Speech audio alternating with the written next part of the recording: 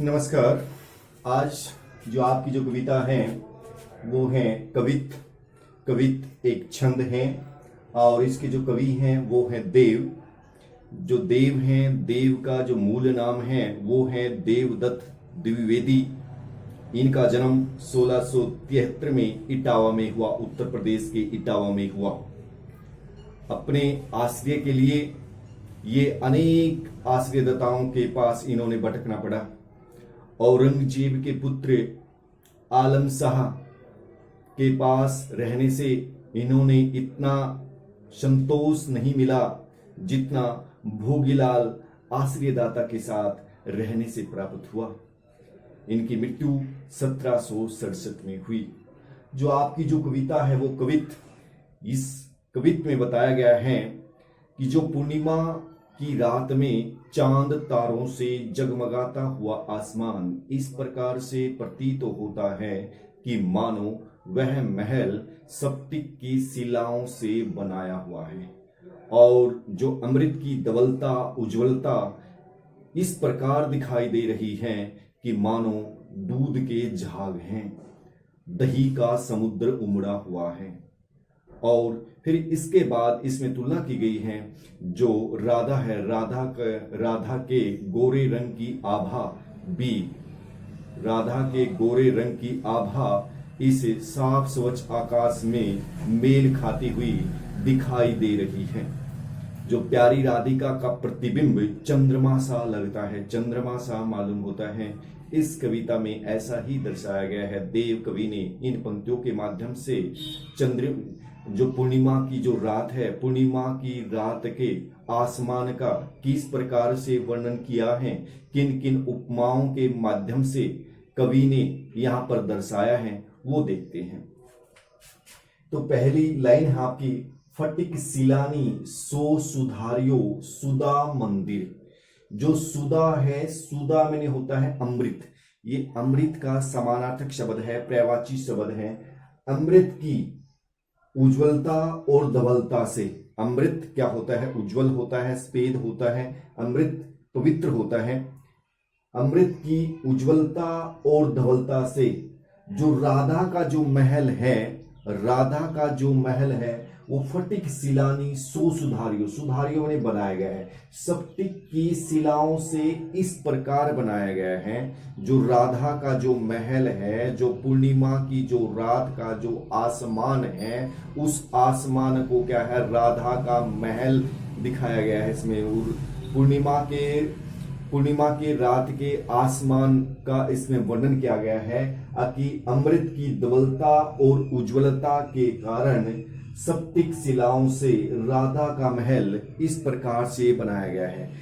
अमृत की धवलता और उज्ज्वलता से स्फटिक की शिलाओं से राधा का महल इस प्रकार से बनाया गया है कि उददी ददी, उद ददी, ददी मने दही, उददी मने समुद्र, ठीक है जी, को सो अधिकाय उमंगे अमंदे, कि ऐसा उज्ज्वलता और धवलता के कारण ऐसा प्रतीत हो रहा है, ऐसा मालूम हो रहा है मानो दही का समुद्र, दही के समुद्र की जो तरंगे हैं, जो लहरें हैं, अत्यधिक मात्रा में उमड़ आई हों।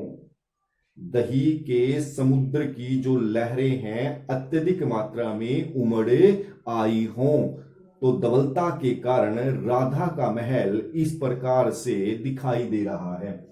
बाहर ते भीतर लो भीति न दिखे वे देव, अर्थात चांद की चांदनी के कारण उस राधा के महल की, चांद की चांदनी के कारण राधा के महल की जो दीवार है ना तो अंदर से ना बाहर से दिखाई दे रही है। अर्थात चांद की चांदनी इतनी मात्रा में फैली हुई है कि चांदनी के कारण उस स्फटिक के शिलाओं से बने हुए महल की जो दीवार है वो बाहर से और अंदर से भी दिखाई नहीं दे रही है। दूध कोसो फैन फैलो आंगन फरसबंद, फरसबंद होता है जो ऊंचा स्थान होता है, आंगन आंगन, फैलो मैंने फैला, फेन मैंने झाग, दूध मैंने दूध।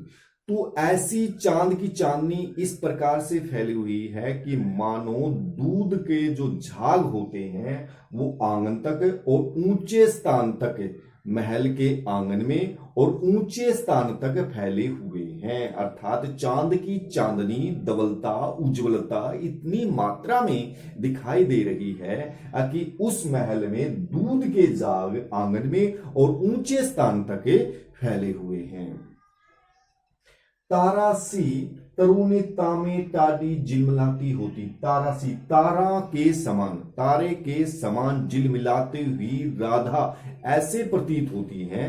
राधा का गोरा रंग ऐसा प्रतीत होता है, ऐसा मालूम होता है।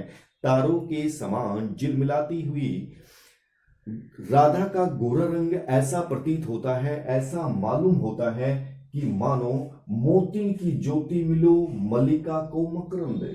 मोती मैंने मोतियों की, ज्योति मैंने आभा, मल्लिका मल्लिका मैंने जूही के फूल की, मकरंद सुगंध की, मानो कि मोतियों की आभा है और मल्लिका के फूल की सुगंध फैली हुई है। उस आसमान में तारासी झिलमिलाती हुई राधा का गोरा रंग ऐसे प्रतीत होता है, ऐसा मालूम होता है कि मानो मोतियों की आभा हो और मल्लिका के फूल की सुगंध हो। आरसी से अंबर में आभासी उजाले लगे। आरसी से अंबर में, इस साफ स्वच्छ आसमान में, इस साफ स्वच्छ आसमान में राधा का गोरा रंग ऐसा लग रहा है, ऐसा प्रतीत हो रहा है। इस जो पूर्णिमा की जो रात में जो आसमान है, पूर्णिमा की रात का आसमान ऐसा प्रतीत हो रहा है कि मानो आरसी से अंबर में आभासी उजली लगे। इस साफ स्वच्छ आसमान में राधा का गोरा रंग फैला हुआ है और वो ऐसा लग रहा है, ऐसा प्रतीत हो रहा है, प्यारी राधिका को प्रतिबिंब सो लगत चंद्रमा। जो चंद्रमा है वो प्यारी राधिका का प्रतिबिंब सा लगता है। जो चंद्रमा है वो राधिका का प्रतिबिंब सा महसूस होता है। अर्थात इसमें पूर्णिमा के रात का जो आसमान है उसका वर्णन किया गया है कि वो चांद की चांदनी से किस प्रकार से जगमगा रहा है। जगमगाने के कारण उसकी जो दीवार है वो बाहर से अंदर से दिखाई नहीं दे रही है। फिर कई उपमाओं के माध्यम से कवि ने दही और दूध की उपमाओं के माध्यम से उस महल की तुलना की गई है, क्योंकि दही और दूध का जो रंग होता है वो सफेद होता है और जो महल बना हुआ है वो स्फटिक की शिलाओं से बना हुआ है। स्फटिक का भी जो रंग होता है वो सफेद होता है। इस प्रकार से कवि ने पूर्णिमा की रात के आसमान का बहुत ही इन पंक्तियों के माध्यम से, अनेक उपमाओं के माध्यम से वर्णन किया है। इसके बाद इसमें माधुर्य गुण है। इसका जो काव्य सौंदर्य है माधुर्य गुण है। माधुर्य गुण क्या है? हमारे जो काव्य है, काव्य में 3 प्रकार के गुण हैं। जो माधुर्य है, प्रसाद है, ओज है। जो इसमें क्या है? माधुर्य गुण है और अभिधा शब्द शक्ति का प्रयोग किया गया है। वही 3 प्रकार की शब्द शक्ति है, अभिधा है, लक्षणा है, व्यंजना है। देव कवि ने यहाँ पर अभिधा शब्द शक्ति का प्रयोग किया गया है। तत्सम तद्भव शब्दों का प्रयोग किया गया है। भाषा बहुत ही सहज और सरल भाषा का प्रयोग किया गया है। अनेक प्रकार के अलंकारों का प्रयोग किया गया है। इसमें फटिक शिलानी सो सुधारियो सुधा मंदिर, इस लाइन में आपका क्या है? उत्प्रेक्षा अलंकार है। उत्प्रेक्षा अलंकार। उददी दही, उददी ददी, यहाँ पर क्या है? रूपक अलंकार का प्रयोग किया गया है।